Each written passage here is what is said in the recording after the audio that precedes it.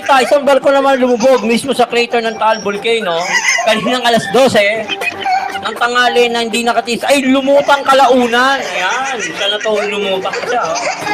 Sa kuha ng CCTV, makikita ang nakadaong lamang ang barko sa paanan ng bulkan ng bigla itong nag-dive mismo sa bunganga ng Taal Volcano.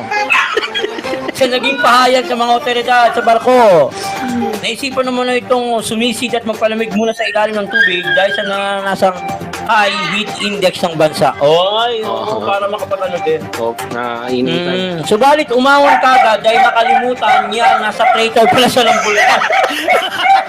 At naramdaman ng sobrang init sa gitna depth ng parte ng ilalim ng bulkan.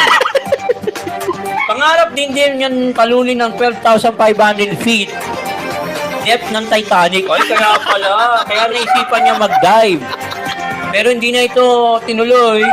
Subukan dahil sa sobrang init ng kumukulong tubig sa Taal Volcano.